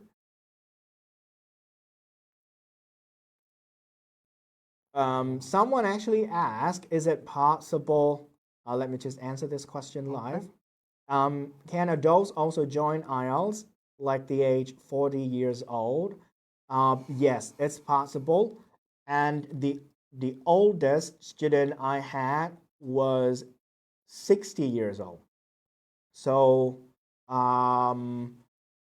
60-year-olds, they might want to learn IELTS so they can actually study abroad and they migrate to another country as well.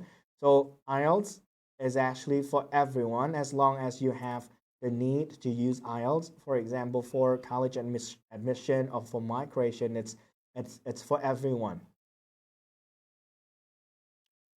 Is it required that before English students be admitted to IELTS courses, they must have built up advanced vocabulary and grammar first? So the first thing is no IELTS and like a usable IELTS certificate will be about band 6.5, and band 6.5 is the end of B2 in CEFR framework. So you don't really need to have advanced vocabulary. And you know, my experience with the exam is usually you only need vocabulary of 1 level below so that you can achieve 1 level above. So if you want to get a band 6.5, maybe you can use language from B1, but you use the level, but you use it, you master using the language in B1, and you can still achieve writing and speaking 6.5. So vocabulary is not a major obstacle here, especially advanced ones. You only need to build the basic, the foundational language or for them, they would be able to tackle the topic quite well. So don't be stressed out when it comes to vocabulary. You do need to spend time on it, but don't spend too much time on it. It doesn't convert to exam performance. Which CFR level should a student be before they should be admitted to our course? I would say A2 at the moment. B1 will be IELTS 4.0, and A2 will be 2.5 to 3.5. So you might want to start as low as 2.5 or A2. That would be possible with my IELTS.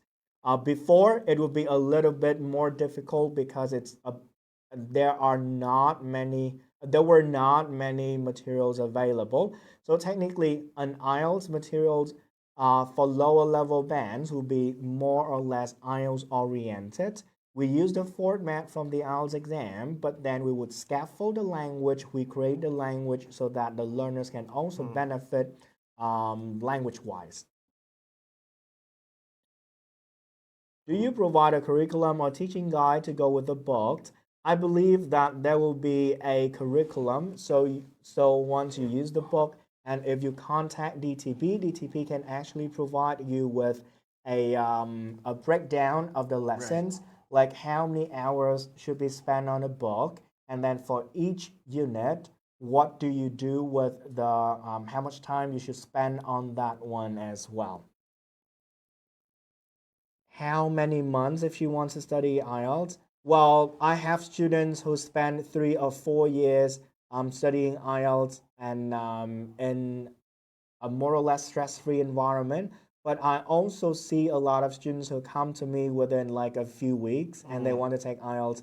Of course, they would have to bring a certain level of proficiency with them before they can actually, talked about taking the IELTS exam.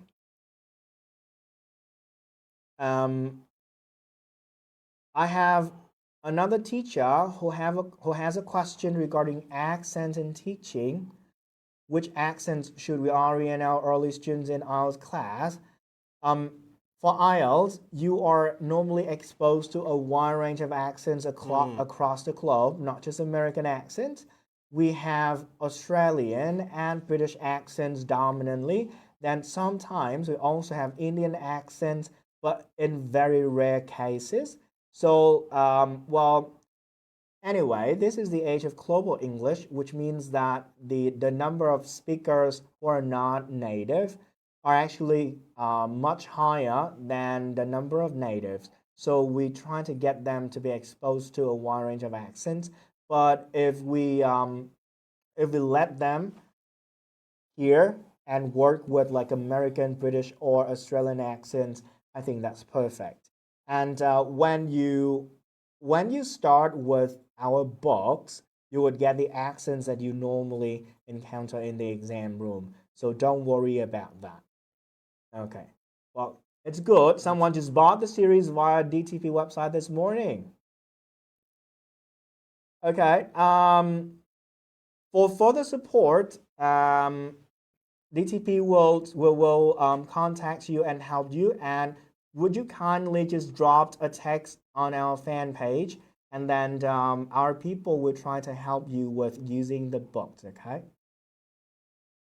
How long does it take to raise the band score from 6.0 to 8.5?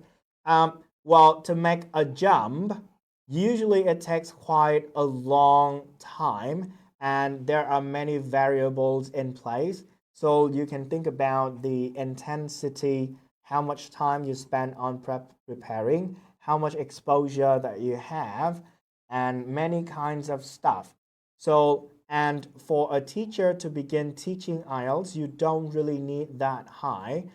My advice is you can actually teach IELTS to students maximum one band below you.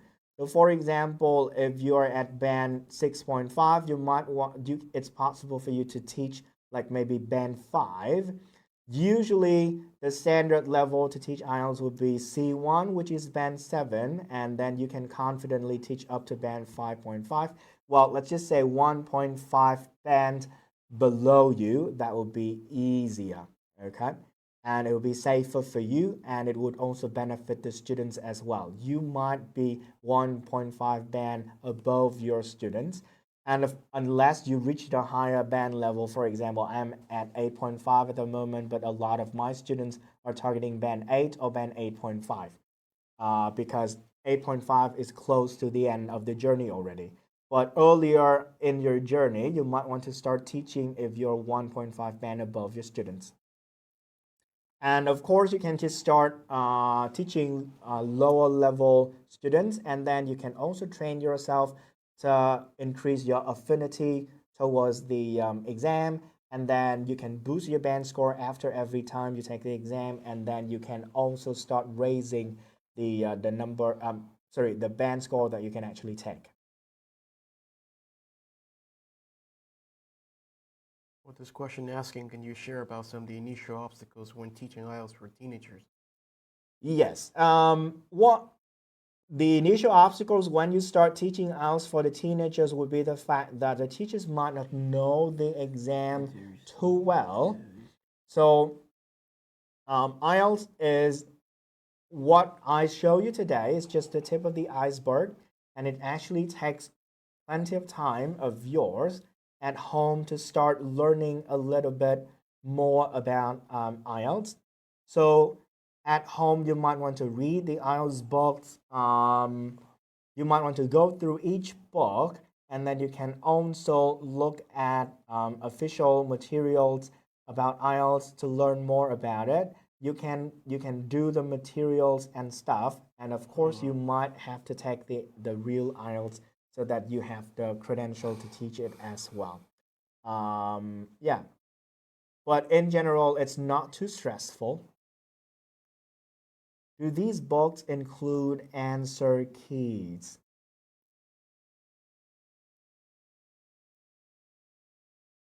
So our people will respond to Right. the practical aspects about the book. I'll try to answer some of the things related to teaching and academic part. If you want to receive the Sembo resources from the online books, so you can just leave us your email, and our organizer will be contacting you shortly.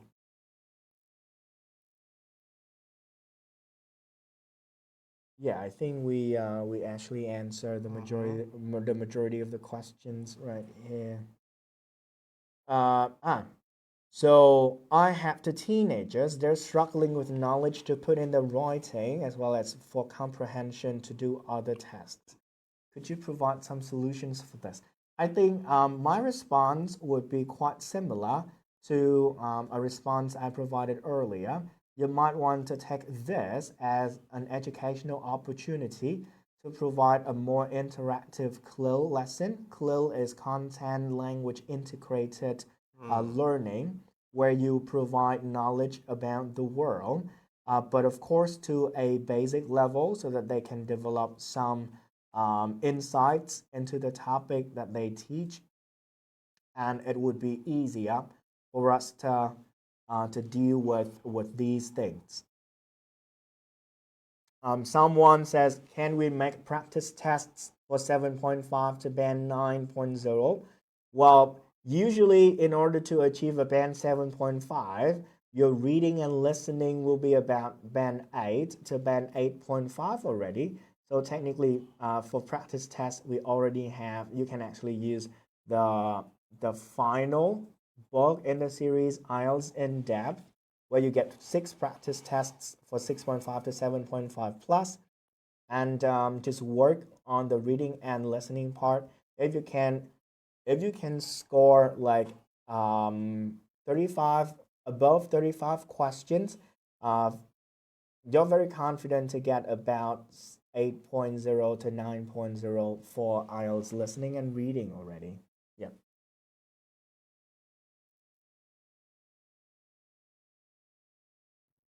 All right, so someone asked about speaking. I didn't have enough time to talk about speaking today, but for IELTS speaking, it is not really a nightmare for teacher.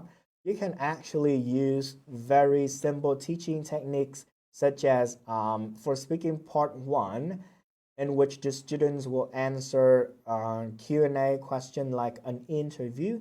You can go and ask, you can let them roam around the room, talk to their friends, collect answers, and later on, you might want to ask them to report the answers to you where you can actually provide feedback. And similarly, speaking is all about organizing an activity, creating opportunities for students to speak and talk to improve fluency, and teacher make notes of their errors and provide a delay correction section where we focus more on their language, as well as focus more on reformulating the language, where you provide extra language for them. So I just want to answer another question. Another person asked a similar question above, but I think it's worth mentioning again. What is the recommended English level for students learning for the IELTS preparation? At the moment, if you apply the My IELTS series, it's possible to teach IELTS when students are at A2 level. So that would be pre-intermediate.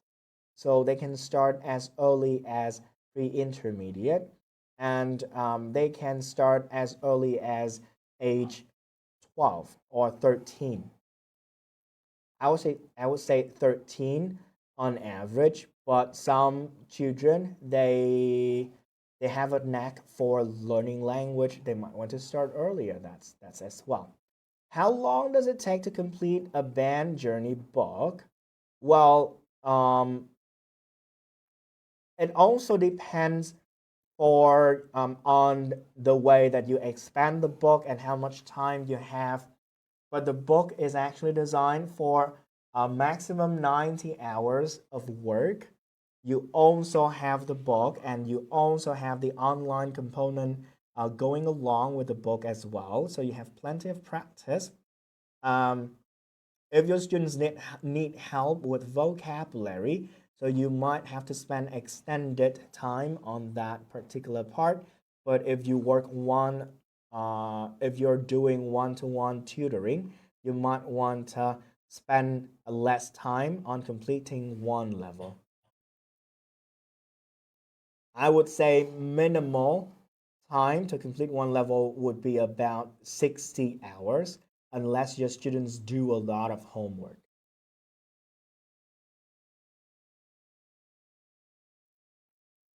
Okay, before doing the gap fill activity, should we elicit word forms for vocabulary so students can use vocabulary appropriately?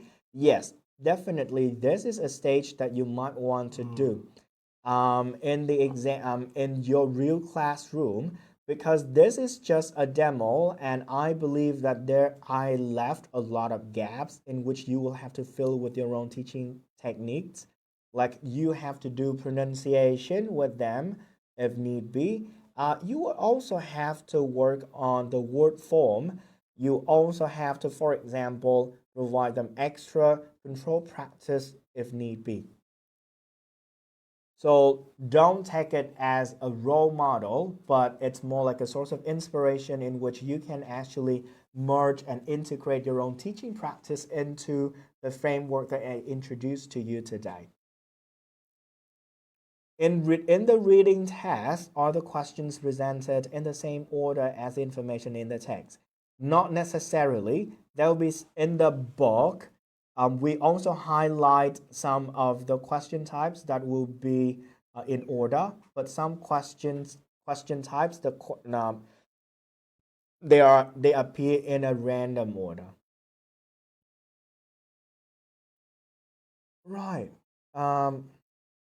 How can I help my students think critically, especially with speaking and writing, since it's very hard for them to come up with good ideas? Very good. Very good question.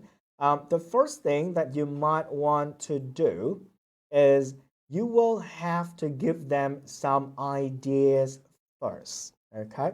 So you can actually use the guided discovery technique that I introduced today. so they can actually make decisions on the ideas that you mentioned or the ideas that haven't been mentioned in the text but then would be usable later on. And then you can actually help them to decide which one is better and why. Okay. And do let them read a little bit more. And when they read, you ask them to analyze.